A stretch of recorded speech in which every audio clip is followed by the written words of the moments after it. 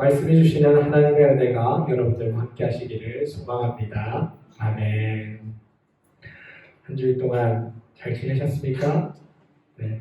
갑자기 날씨가 더워져가지고 이제는 진짜 여름이다 라는 생각을 하게 됩니다. 주변에 보면 하나님을 만났다, 뭔가 하나님의 음성을 들었다 라는 식의 이야기들을 심심치 않게 보게 될 때도 있습니다.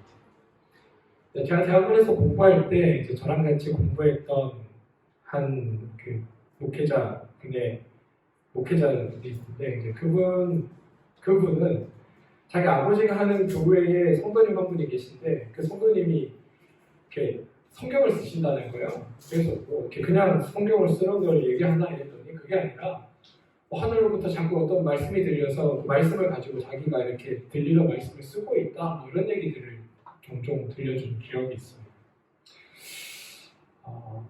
하나님을 믿으며 살아간다는 것, 우리는 신을 믿고 신과 함께 살아간다라고 생각하니까 자꾸만 어떤 신비한 일, 특정한 어떤 신비한 체험, 신비한 경험들이 꼭 우리의 신앙의 전부인 것처럼 생각하고 살아가는 것. 불치병을 치유하시는 은사, 또는 앞날을 앞날에 대해서 앞날을 내다보고 그것을 예언하는 예언자, 또 어떤 특별한 은사와 능력을 받아 무언가를 해결하는 그런 것들을 가진 사람들의 이야기를 들으면서 우리도 저러한 신앙적인 체험, 저러한 은혜의 신비한 능력, 이런 것들이 우리 삶에도 있으면 좋겠다. 그리고 그런 것들을 경험했으면 좋겠다라고 살아간다. 그러다 보니 우리의 신앙이 자꾸만 그런 쪽으로 흘러가게 되는 것들을 보게 됩니다. 또 이제 그런 이야기들을 듣다 보면 이걸 어디까지 믿어야 되나? 이걸 어디까지 신뢰해야 되지라는 생각을 하게도 됩니다.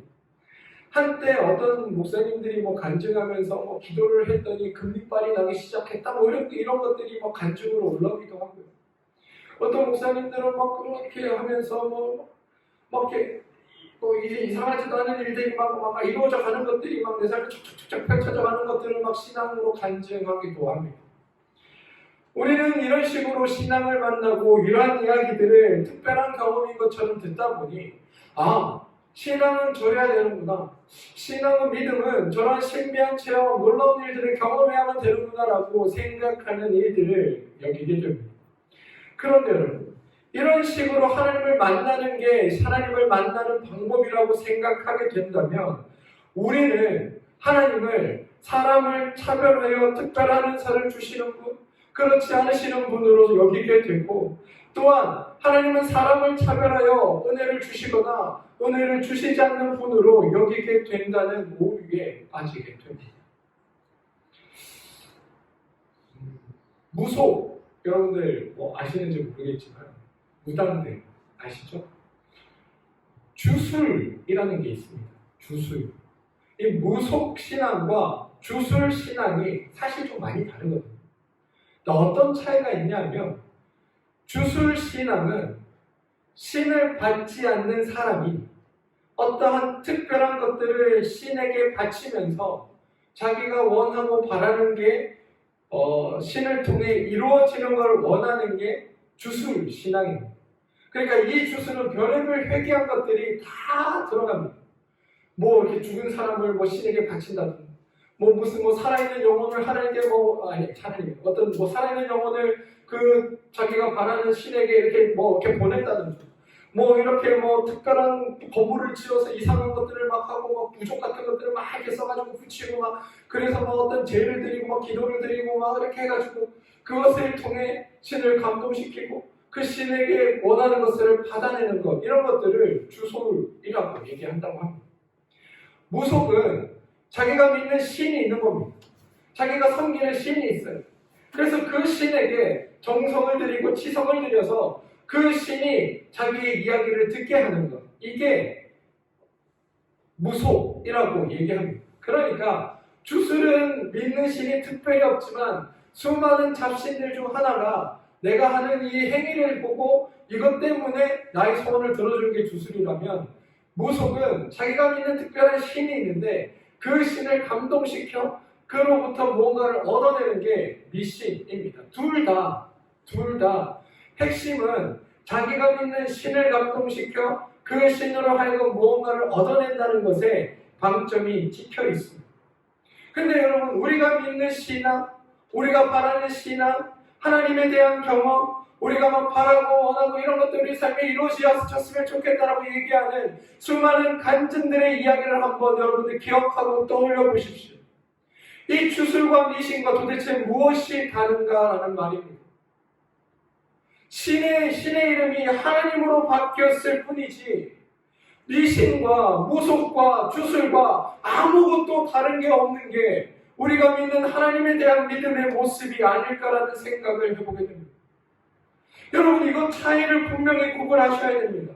우리가 하나님을 믿는다고 고백하면서, 하나님이 내 삶의 주인이라고 고백하면서, 하나님이 내 삶을 이끄신다고 고백하면서 우리의 신앙이라는 게 무속과 주술과 전혀 다를 바 없는 신앙을 갖고 살아가는 게 우리의 신앙의 모습일 수 있다는 겁니다. 여러분은 어떻게 생각하십니까? 여러분은 어디쯤 어디 여러분의 신앙의 자리가 모여 있습니까? 우리는 하나님을 만난다, 하나님을 경험한다, 하나님을 뵙는다라는 이 경험이 어떤 것인지에 대해 우리는 그냥 뭔가 신비한 능력, 놀라운 일, 무언가 남들은 하지 못한 특별한 경험, 뭔가 이렇게 세상이 뒤집히고 내 삶이 오늘 뿌리처럼 이렇게 막 바뀔 듯한 뭔가 심적인 놀라운 체험, 이런 것들이 이루어져야 우리가 꼭 하나님을 만났다라고 여기는데, 정말 성경은 그렇게 우리에게 얘기하고 있는가? 우리는 이 부분을 좀 살펴보아야 합니다. 정말 근육발이 나야 하나님을 만난 체험을 할 건가? 정말 병이 고쳐져야 하나님을 만난 체험을 했다고 말할 수 있는가? 정말 무언가 막 귀신이 쫓겨나가고 무언가 막 신비한 것들이 들어와서 막 아무도 알지도 못하는 말들로 막 기도하고 방언하는 게 그게 하나님을 만났다는 경험에 들어오는가? 그게 없다면 하나님을 만났다라고 말할 수 없는가? 과연 성경은 어떻게 이야기하고 있는가? 우린 여기에 관심을 가지고 말씀을 보아야 한다는 겁니다. 오늘 읽은 구약의 본문, 대예언자라고 불리는 이사야 이야기입니다. 이 이사야가 오늘 읽은 이 말씀의 6장의 말씀에서 드디어 선지자로 부름받습니다. 그러니까 오늘 읽은 이사야 6장은 이사야가 선지자로 부름받는 유명한 대목입니다. 그런데 본문은 사건 이전부터 그가 이미 하나님의 말씀을 듣고 하나님의 소리를 듣고 하나님의 뜻을 듣고 하나님께서 무엇을 보여주시는지를 알고 있는 예언자로서 활동을 하고 있었다라고 이야기합니다. 다시 말해 이사야가 오늘 선지자로서 부름을 받는데 그의 선지자의 활동은 이미 이전부터 지속되고 있었다라는 겁니다.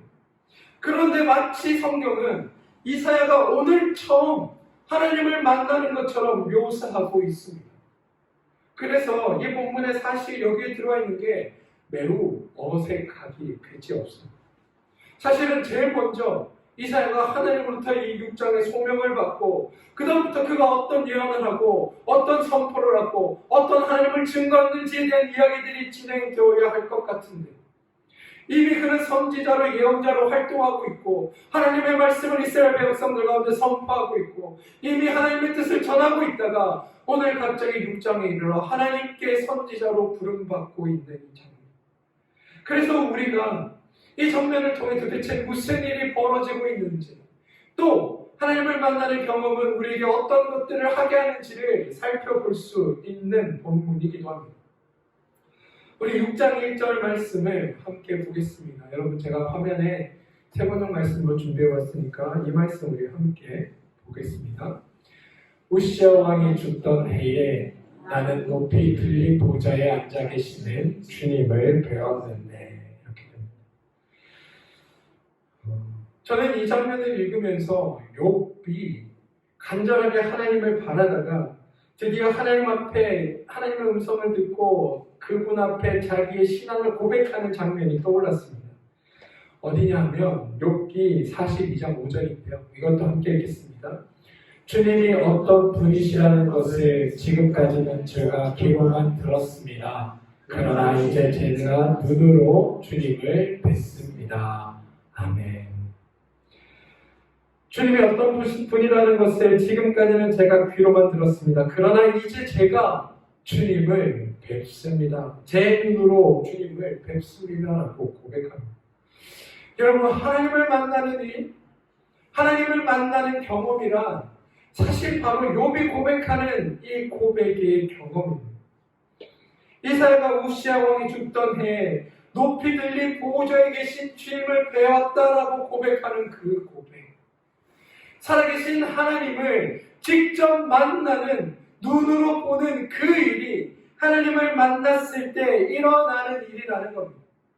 욥이 이전에 하나님을 몰랐다가 이 고백을 할 때 하나님을 알게 되었을까요? 그렇지 않습니다. 이사야가 이전에는 하나님을 몰랐다가 오늘 6장에 이르러서야 하나님을 만나게 되었을까요? 그렇지 않습니다.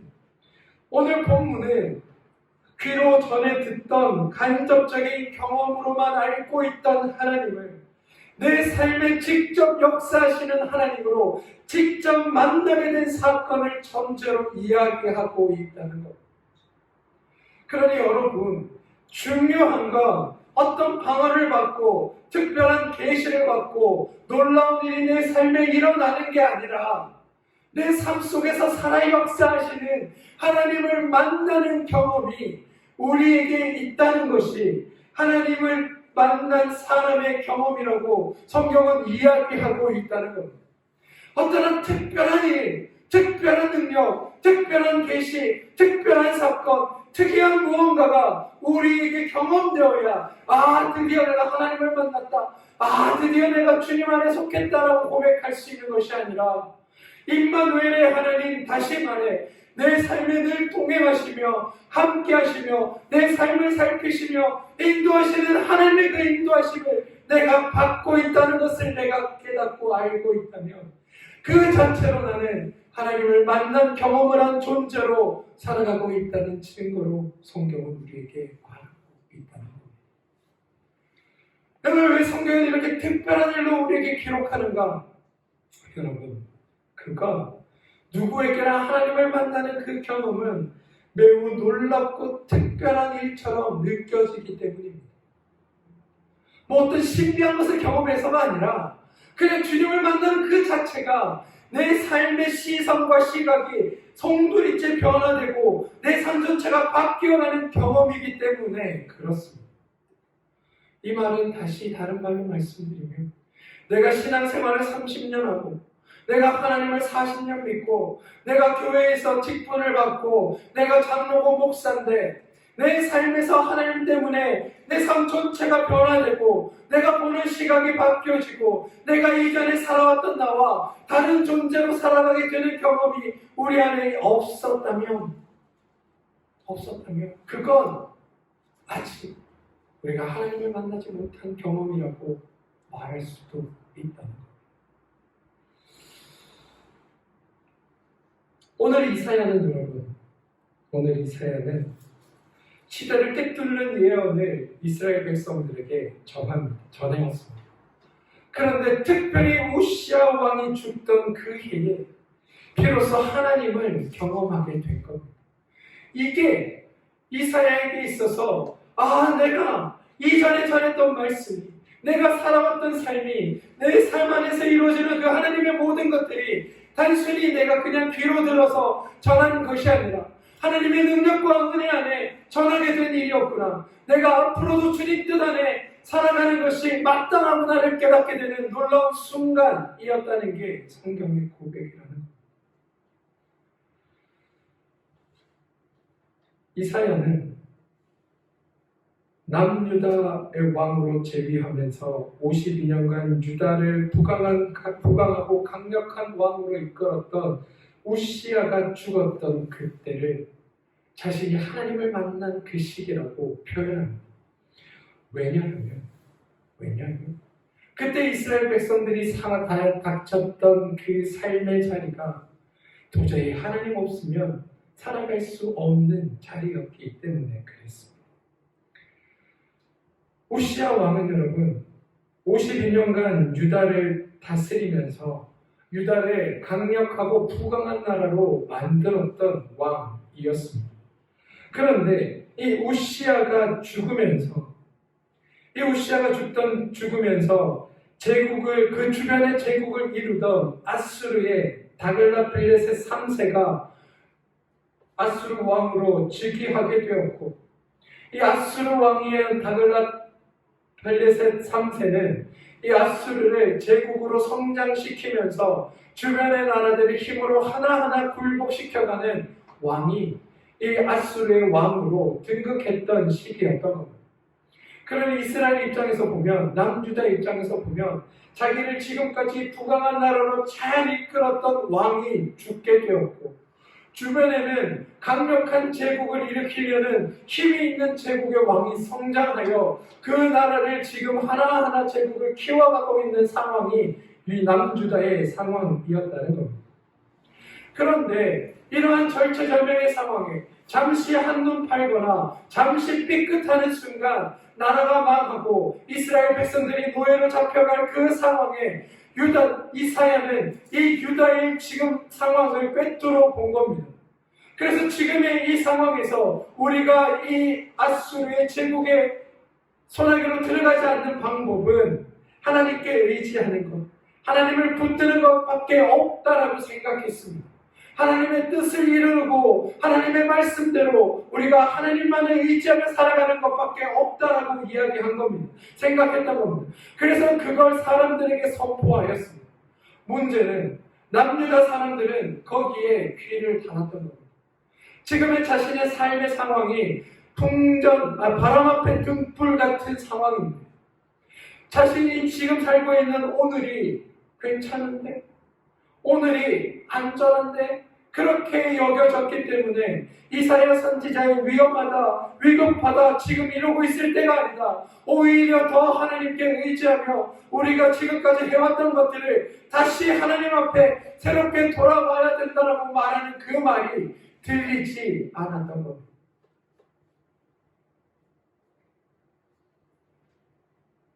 이사야 눈에는 지금 이스라엘의 상황이, 유다의 상황이 절체절명의 상황이었습니다. 이러다가 우리 곧 망하겠다. 이러다 곧 우리 끝장나겠다. 이러다 곧 우리 완전히 망가지겠다. 이럴 때 우리 다시 하나님께로 가야 되지 않을까? 다시금 하나님 붙들어야 되지 않는가? 다시금 하나님 앞에 서야 되지 않는가? 우리의 유일한 길은 하나님 앞에 서는 것밖에 없겠구나. 이스라엘 사람들이여, 유대 사람들이여, 정신 차리고 주의 말씀을 따릅시다. 정신 차리고 주의 뜻을 행합시다. 정신 차리고 주의 일을 합시다. 이렇게 외치는데 단 한 사람도 이사야의 말에 귀를 기울이지 않는가? 그러니 자기의 외침이 그냥 허공에 흩어지는 이야기 같았고, 자기의 이 피말리는 고백이 사람들의 귀에는 그냥 아무것도 누구 하나도 귀로 들리지 않으니까 이사야 입장에서는 절망하고 또 절망할 수밖에 없는 순간이 이사야의 삶이었다는 겁니다. 그런데 이때 이사야는 하나님을 만났다라고 성경은 전하고 있습니다. 모든 희망이 무너지고 사는 것이 기적일 수밖에 없다고 고백되는 그때 하나님께서 이사야를 찾아오셨다는 겁니다. 그런데 여러분, 이제 그가 이사야를 만났으니까 이 두려움으로부터 움츠러든 상황에서 벗어나서 화창한 날들이 그들 앞에 펼쳐질 것처럼 생각하게 되고 안심할 수 있을 것 같은데, 정작 하나님을 만난 이사야는 다음과 같은 반응을 보이므로 우리를 당혹스럽게 합니다. 이사야 6장 5절입니다. 함께 읽겠습니다. 재앙이 나에게 닥치겠구나. 이제 나는 죽게 되었구나. 여러분, 하나님을 만났습니다. 하나님을 경험했어요. 그러면 앞에 펼쳐지는 삶이 어떠해야 되나요? 창백하고 아름답고 막 그런 것들이 펼쳐야 될 것 같지 않습니까? 여러분들이 한번 상상해 보십시오. 주님을 만나 내가 바라는 것들이 이루어지고, 여러분 그렇게 생각하니 하나님 만나는 게 꼭 내가 소망하는 것들이 이루어지고 내가 원하는 것들이 이루어지고 내가 꿈꾸는 삶이 만들어지고 내가 상상하는 것들이 내 삶에 펼쳐지는 게 하나님을 만나는 경험이라고 생각한다면 이사야가 하나님을 만났으니 그의 삶에 천군 천사가 내려와 이스라엘을 보호하고 하나님께서 이스라엘 지키시며 더 강력한 왕을 이스라엘의 왕으로 세우셔서 저 아수르의 제국의 침략으로부터 우리를 보호해 주시고 그래야 이스라엘 백성들이 더욱더 복되고 아름다운 삶을 살고 이스라엘 나라에는 통념과 기쁨이 깃들고 그 나라에 살아가는 모든 사람들은 매일 춤추며 노래하며 하나님 만들어주신 세상에서 포도주 마시고 기뻐하며 노래하며 감사하는 일들이 그 이스라엘 전체에 펼쳐질 것처럼 여겨지는데 이사야는 하나님을 만나고 나서 뭐라고 고백하냐 하면 재앙이 나에게 닥치고 이제 나는 죽게 되었구나라고 고백하고 있다는 겁니다. 여러분 우리의 기대와 상상과 전혀 다르지 않습니까? 우리는 하나님 만나고 하나님 은혜 안에 들어가고 하나님 안에 살아가면 늘 꿈꾸는 게 그런 건 아닙니까? 내게 있는 어려움들이 해결되고 귀신이 쫓겨나고 복된 일들이 이루어지고 아픈 게 낫고 막 놀라운 일들이 생기고 그래서 내 삶이 아름답고 창작이 펼쳐지고 복된 삶을 막 누리고 살아가게 되는 것 그게 우리의 소망이자 하나님을 만나고 싶어하는 이유라는 겁니다. 그런데 성경은 정작 하나님을 만난 그는 고백하는데 죄악이 닥치겠고 이제 나는 죽게 되었다라고 말하고 있는 게 현실이라고 이야기하고 있다는 겁니다. 도대체 그는 무엇을 보았길래 하나님을 만나 무엇을 경험했기에 죽게 되었다라는 이 절망스러운 외침을 쏟아놓고 있는 겁니다. 사실 성경 안에는 여러분 하나님을 만난 사람들의 이야기가 매우 많이 전해집니다.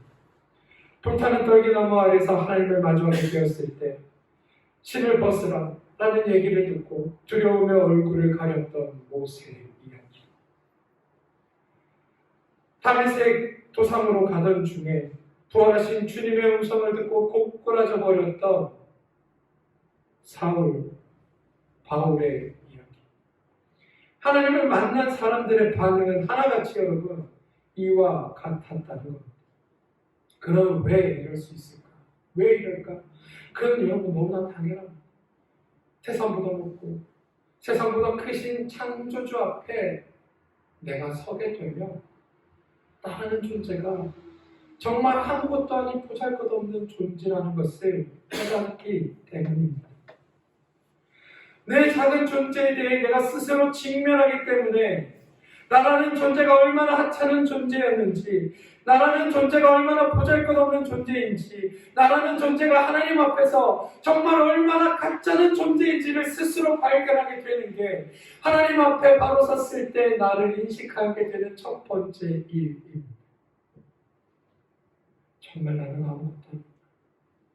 내 힘으로 사는 줄 알았는데 내 능력으로 사는 줄 알았는데 내가 가진 것으로 사는 줄 알았는데 내가 누리고 있는 것으로 내가 꿈꾸는 것으로 내가 바라는 것으로 내 힘으로 내 능력으로 사는 줄 알았는데 아니었구나. 나는 정말 아무것도 아니었고 내 힘이라고 얘기하던 것 내 것이라고 얘기하던 것들 내 것이라고 말했던 그 모든 것들이 정말 보잘것없고 정말 형편없는 것이었구나. 나는 그랬구나. 그런데 그런 나를 하나님께서 하나님의 아들 삼아주셨구나.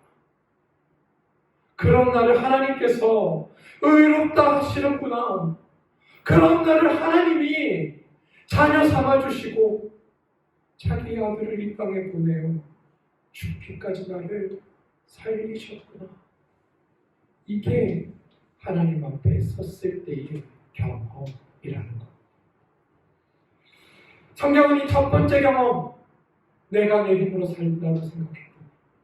내가 내 능력으로 살았다고 생각했다. 내가 하나님 없이도 살 수 있을 것처럼 여겼던 그 모든 것들이 하나님을 만나고 났더니 정말 보잘것없고 형편없는 것이었구나를 깨닫게 되는 이 경험을 성경은 죽은 경험이다라고 말하고 있다는 겁니다. 오늘 이사야가 내가 죽게 되었구나라고 고백하는 이 고백 앞에는 내가 지금까지 하나님을 통해 본 이스라엘의 미래, 하나님을 통해 보여주신 이스라엘에 대한 앞으로의 기대, 하나님께서 보여주신 이스라엘에 대한 그 모든 환상들 가운데 하나님의 뜻이라고 선포하고 다녔고, 하나님의 말씀이라고 선포하고 다녔고, 하나님의 계획이라고 선포하고 다녔고, 그래서 우리가 지금 하나님께로 돌이키지 않으면 우리가 이스라엘이 이 나라가 무너질 것이라고 말하고 다녔던 그 모든 것들, 그래서 내가 세상의 모든 것을 알고 있고 이들의 운명의 전부를 알고 있고 앞으로 일어날 모든 것들을 내가 다 꿰고 있었다고 여겼던 그 모든 것들이 하나님 앞에 섰더니 정말 아무것도 아닌 것이었구나. 내가 망했다고 여겼던 이것조차 하나님 앞에서는 뒤바뀌고 반전되고 변화될 수 있는 일이었구나라고 깨닫게 되는 게 오늘 이사야 고백 속에 나는 죽게 되었다라는 고백으로 표현되고 있다. 성경은 여러분, 주님을 만난다거나 그분의 음성을 듣는다는 것, 그것을 새로운 삶으로 부름받았다라고 우리에게 이야기합니다.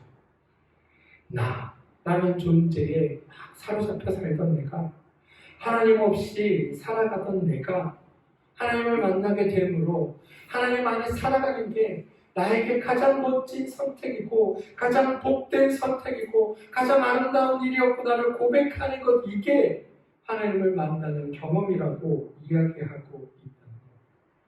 그래서 우리는 하나님을 만나면 예전처럼 살 건지 아니면 하나님만을 의지하며 주님만을 붙들며 살 건지를 선택해야 하는 자리에 서게 되는 겁니다. 만약 여러분의 삶에 이러한 선택의 자리가 없었다면 여러분 한번 여러분의 삶을 다시 한번 돌아보시기 바랍니다. 성경은 여러분 하나님과 함께하는 삶, 하나님만을 의지하는 삶, 하나님만을 붙들겠다고 고백하는 삶을 사명이라는 말로 부릅니다. 우리는 사명 이야기하면 뭔가 그럴듯하고 뭔가 놀라운 일을 해내는 걸 사명이라고 여깁니다. 꼭 막 나의 모든 것을 팔아 아프리카로 가든지, 아니면 뭐 어디 가서 뭐 순교를 결심하고 뭐 이렇게 북한으로 들어가 뭐 선교를 한다든지, 뭐 아니면 뭐 놀라운 일을 행하고 뭐 어떤 큰 것들을 이루어내는 것들을 주어진 사명이라고 여기는데, 여러분 성경은 하나님 안에 살아가기로 결단하는 것, 그걸 사명이라고 부릅니다.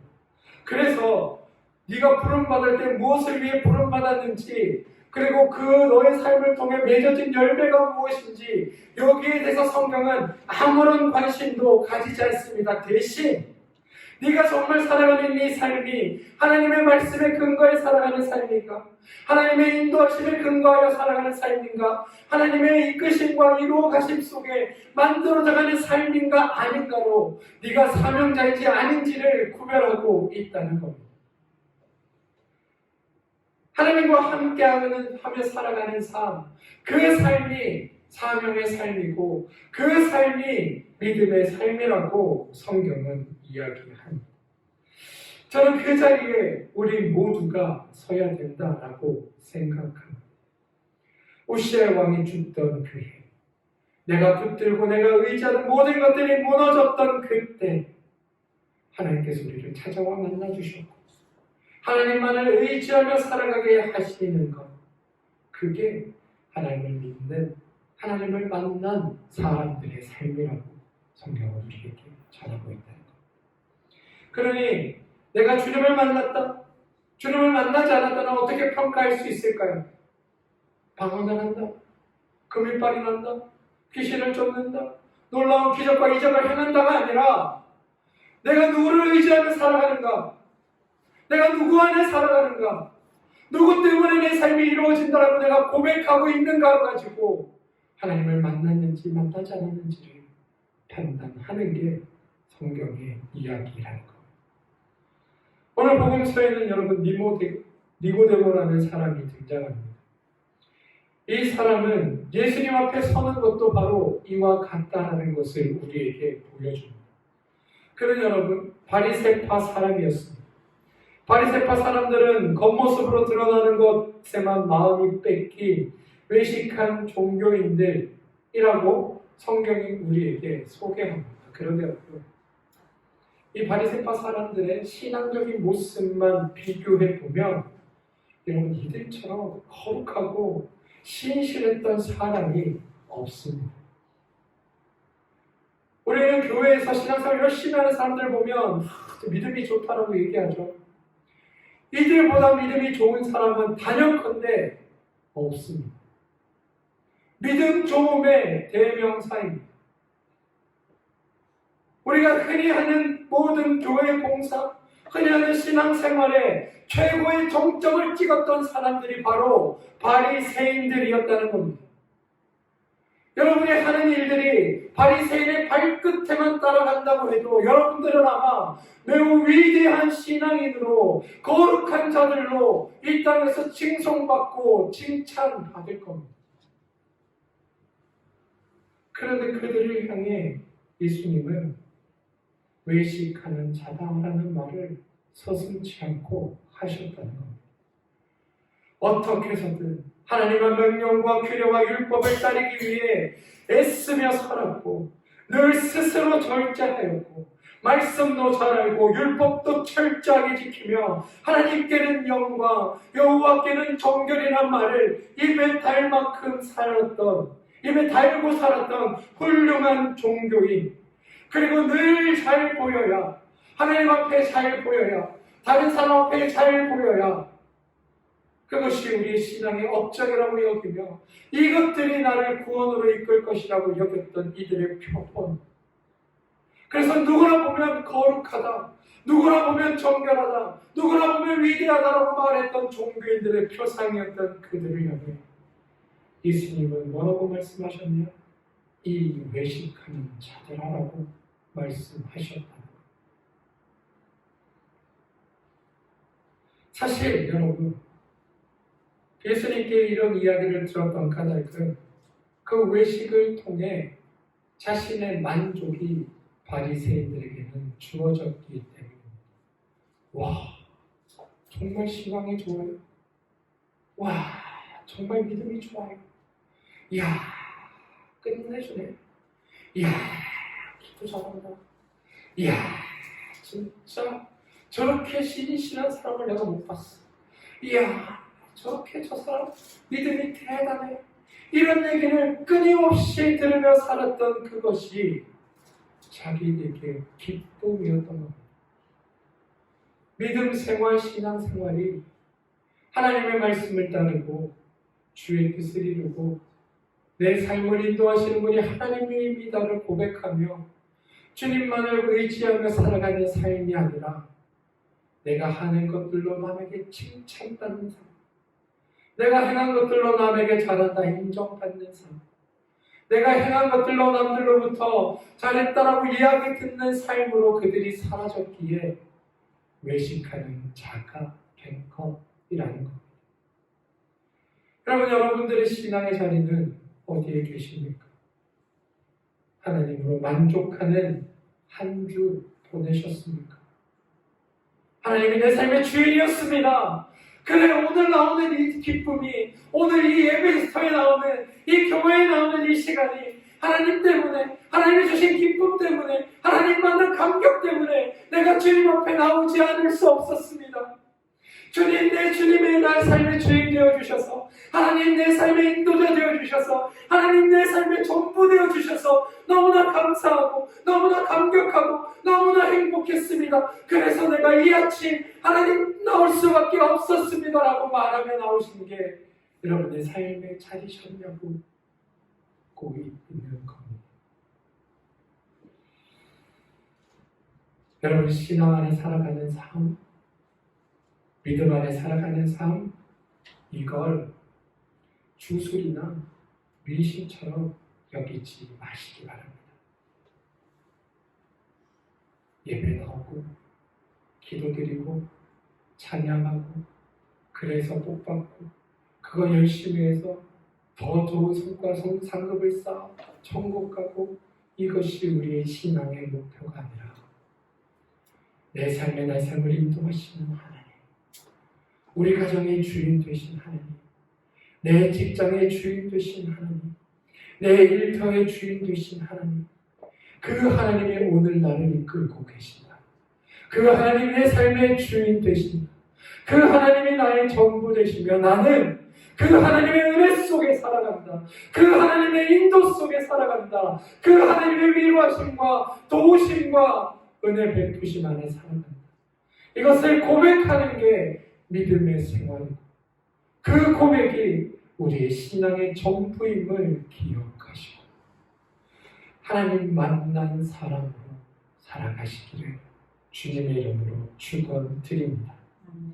성령은 우리에게 무엇을 하게 하냐면요, 신비한 일을 보게 하고 미래의 것들을 예언하게 하고 놀라운 일들을 불러일으키는 일을 하게 하는 것이 아니라 너의 삶 옆에 도우시는 하나님이 있다. 오늘 너에게 말씀하시는 하나님이 있다. 오늘 너와 함께 하시는 하나님이 있다. 오늘 네 삶을 인도하시는 하나님이 계시다. 오늘 너에게 말씀하시며 내가 너를 사랑한다 고백하는 그 하나님이 지금 바로 네 옆에 너와 함께 하시고 너를 돌보고 지키고 인도하고 계신다. 그러니 그 하나님이 있음을 네가 알아야 돼. 그 하나님 너와 함께 있음을 너희들이 깨달아야 돼. 그 얘기를 우리에게 하고 계시는 분이며 우리로 하여금 그 하나님을 보게 하시는 분이라는 사실을 기억하시고 하나님 만나는 것을 여러분의 삶에서 매 순간 경험하며 살아가게 되는 복된 일들이 있게 되길 주님의 이름으로 축원드립니다. 주님을 만나면 나는 죽지만 내 안에 하나님이 살아나셔서 나를 하나님의 자녀로 복되게 만들어 가십니다. 그게 우리의 믿음이기 소망합니다. 기도하겠습니다. 주님,